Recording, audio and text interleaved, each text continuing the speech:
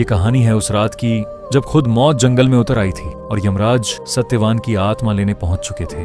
एक छोटे से गांव में एक स्त्री शिवलिंग के सामने बैठी रो रही थी। उसका नाम था सावित्री और आज उसके पति सत्यवान की मौत तय थी। एक महान आर्षे ने भविष्यवाणी की थी कि सत्यवान सिर्फ 1 ही साल जीवित रहेगा। सावित्री को सब पता था, लेकिन उसने फिर भी सत्यवान से विवाह किया क्योंकि उसका विश्वास अपने पति और महादेव पर अटूट था। दिन बीतते गए और आखिर वो भयानक दिन आ गया। सत्यवान जंगल में लकड़ी काटने गया। अचानक उसके सिर में भयंकर दर्द हुआ। वो जमीन पर गिर पड़ा।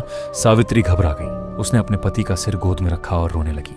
तभी जंगल में अचानक ठंडी हवाएं चलने लगीं। चारों तरफ अजीब सन्नाटा छा गया और अंधेरे के बीच प्रकट हुए मृत्यु के देवता यमराज। उनकी लाल आंखें जल रही थीं। हाथ में भयानक कालपाश था। यमराज गरजे, सावित्री, सत्यवान का समय पूरा हो चुका है। उन्होंने सत्यवान की आत्मा को उसके शरीर से बाहर खींच लिया, लेकिन तभी सावित्री ने यमराज का पीछा करना शुरू कर दिया। यमराज बोले, कोई भी इंसान मृत्यु के रास्ते पर मेरा पीछा नहीं कर सकता। लेकिन सावित्री बिना डरे चलती रही।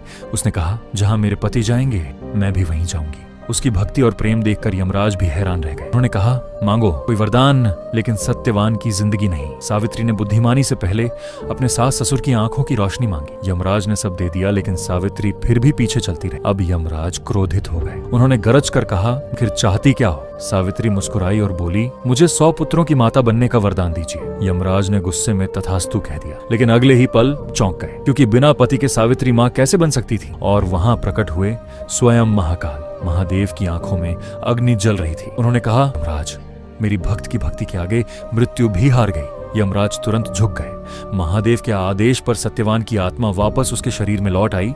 सत्यवान फिर से जीवित हो उठा। उस दिन पूरी दुनिया ने देखा, सच्ची भक्ति के आगे मौत भी घुटने टेक देती है।